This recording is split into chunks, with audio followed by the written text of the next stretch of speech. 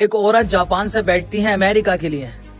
जैसे ही वो America airport पे लैंड करती हैं, जब इमिग्रेशन वाले सेक्शन पे जब वो पहुंचती हैं तो सिक्योरिटी उनसे उनका पासपोर्ट मांगती है। जैसे ही वो अपना पासपोर्ट देती हैं तो उस पासपोर्ट पे लिखा होता है टोरेंजा कंट्री। जब सिक्योरिटी उस कंट्री को चेक करते हैं ये कंट्री है कहाँ, तो भाई वो कंट्री इस दुनिया में ही नहीं है।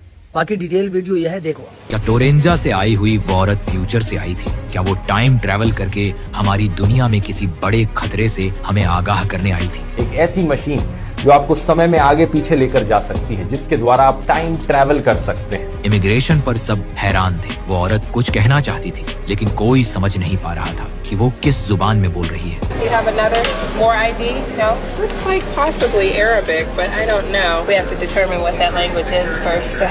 उसके अल्फाज कुछ अरबी जैसे थे लेकिन फिर भी अजनबी, जैसे किसी और दौर से आए हों। Las paredes son blancas. Officer कहते हैं उसकी आंखों में घबराहट थी, जैसे वो किसी वार्निंग के साथ आई हो। लेकिन जब किसी ने समझा नहीं वो चुप हो गई। एक्सपर्ट्स का कहना है कि टोरेंजा कोई मुल्क नहीं बल्कि फ्यूचर के एक जगह हो सकती है, एक दुनिया जो अभी बनी ही नहीं। और अगर ऐसा है तो इसका मतलब टाइम ट्रैवल मुमकिन है। साइंस की नई थ्योरीज के मुताबिक वक्त का सिस्टम सीधा नहीं, गोल है और कुछ लोग वक्त के बीच से गुजरकर आगे या पीछे जा सकते हैं। क्या ये औरत उन्हीं में से एक थी जो किसी मिशन पर आई थी ताकि हमें किसी आने वाली तबाही के बारे में चेतावनी दे सके? क्योंकि एक्सपर्ट्स कहते हैं टोरेंजा शायद एक ऐसी जगह है जो सिर्फ फ्यूचर में मौजूद है। कुछ लोग कहते हैं जब उसे महसूस हुआ कि कोई भी उसकी बात नहीं समझ रहा तो उसने कोई डिवाइस या सिग्नल एक्टिवेट किया और एक पल में वो हवा में घुल गई। उसका जिस्म एक ब्राइट फ्लैश के साथ वैनिश हो गया और सिर्फ एक हल्की सी स्टैटिक रह गई, जैसे कोई